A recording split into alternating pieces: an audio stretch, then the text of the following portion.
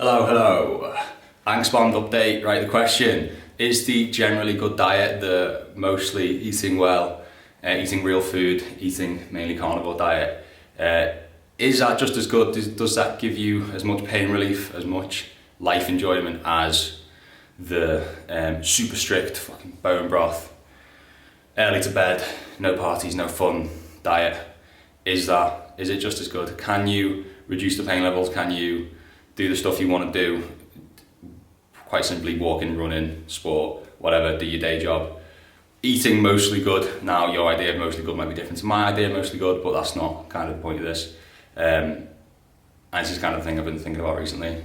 So, yes, from my experience, and again, I've got no idea really, guys. It's just what's been happening to me and how I feel, and I'm just relaying it to you through this camera on YouTube. So I did carnivore strictly for 2 weeks, 3 weeks, that's about it. And then I've gone to this idea of mostly carnivore with interludes quite frequently of like a bit of shit here and there. You know, the gluten, the dairies, the soy, the ice creams, the stuff like that. But if you compare my diet this year, say 2020 compared to 2019, the general improvement is huge, like huge.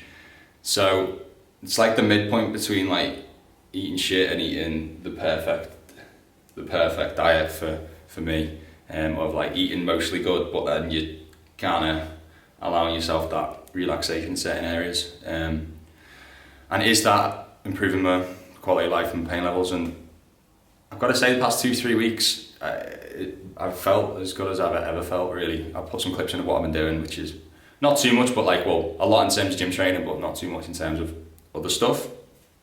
But yeah, there has been like weirdly like no inflammation, no pain level. I'm eating mostly carnivore, so mostly meats, seafood, organ meats, a little bit of veg here and there, and then I'm eating other stuff as well, like oats. I'm eating a bit of bread every now and again, milk, ice cream, chocolates. We're getting closer to Christmas, there's more things lying around, and you know what I'm going to have? What did I have? Celebrations of Quality Street. I'm going to have some after eights as well. I'm going to do it, and guess what? I can still squat and I can still walk. I can still enjoy my life, and I'm not feeling inflamed. Digestion's okay. So can you heal the gut? Can you put AS into remission? Can you whatever? Just reduce pain levels and have a bigger smile on your face from eating mostly better, mostly well? I don't know. I'm 25 almost, and this is obviously going to be a lifelong thing. If anyone has an experience who's older of what happens, let me know. But I'm hoping that it doesn't have to be the super strict dietary changes, because it's harder to implement, and I'm sure it is for everyone who lives in today's society. It is harder. I'm sure it's easy enough if you just set your mind to it, to be honest, but can you make it a lot easier for yourself and allow relaxations, but also not have crippling pain or horrendous spinal fusions or erosions in your joints? Can you do that on a generally good diet? That's what I'm hoping. And I figured this video is just me asking questions and not really providing any answers, but I thought I've not videoed for a while, let's just update on that stuff. General updates elsewhere on AS stuff. I don't know, but maybe vegetables are causing an issue, or have been causing an issue. Maybe vegetables are bad for you. Fuck you, mum, for telling me to eat broccoli and all that shit. Fuck, you know. Maybe they are. That's the thing. I've stopped eating vegetables pretty much. Like most meals now, it's just steak, eggs, bacon, fish, that sort of stuff, and then I'll just chuck in some shite later on in the day. But who knows? Maybe there was a certain vegetable, or just the accumulation of vegetables that have got some sort of property within them, which they supposedly do. Read Paul Saladino's Carnivore Code book, which opened my eyes to a few things. Maybe some of that stuff is very much applying to me, or was applying to me, and plants were beating the shit out of me internally and causing me to cry and not be able to walk. Maybe it was the fucking curly kale. Maybe it was. But yeah, that's what I'm doing. Hopefully some more actual videos coming up soon, and our video stuff I'm actually doing. Guess what, I'm on a tripod as well. It's the first ever time I've used a real tripod.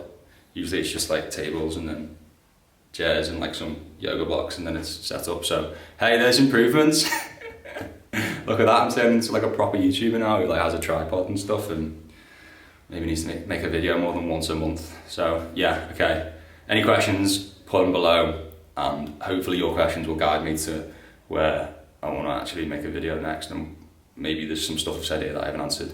But just let me know, or message me or whatever like you have been already, and I'll reply and maybe make another video. So yeah, see you later. So gym training at the moment and general physical activity is mostly like strength training, kind of bodybuilding, and very little impact, because I don't know, just hit a phase where I'm like, I don't want anything that could be causing an issue. Like any, I'm not playing tennis, I'm not going on runs, I'm just like keeping it. What I know works, and it is working, and I'm gonna slowly build from there. Like January, I'll add in like low level plyos. I've even started like a bit of shadow boxing, and might even start hitting the pads with a friend, just to, again, another stimulus to see how I get on with that, see how my joints can take it. But you'll see in the other video that I'm doing squats, quite heavy squats for me, probably the heaviest I've squatted since I was like 19, so about 5 years ago, 5-6 years ago. Feels really good, no issues at all, no symptoms, no soreness or stiffness afterwards. And then I'm on the bench press now, which I'll video. So here's what I do to warm up for pretty much every strength session that I do. Yeah, it's the McGill Big 3. Supposedly $6 billion worth of research has gone into figuring out what are the best, almost optimal bang for buck exercises to prevent against back pain, and these are the 3. Superman, then I add my little donkey kicks at the end,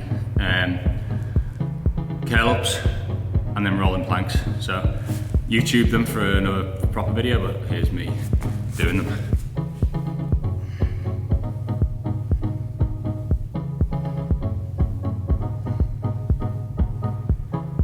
So just think of that glute, pulse it back, till you feel that big fat bear.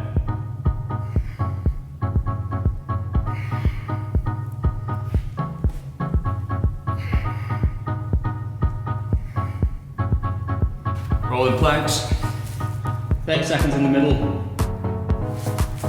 Roll into the side plank, 15 seconds here. Over the other side, 15 seconds here. So I'll do that for every session. And if I'm doing my lower body, I'll do some glute activation work, some extra stuff. And then some for my upper body, bit of shoulder activation. There you go.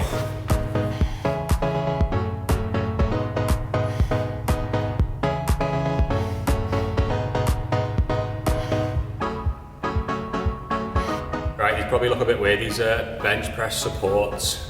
So I'll take the weight off, hold it about 15 degrees of elbow flexion for 10 seconds, a heavier weight than I can lift normally. Re-rack it, take the 10s off or lower the weight, then you go 3 full reps. So it looks a bit weird, but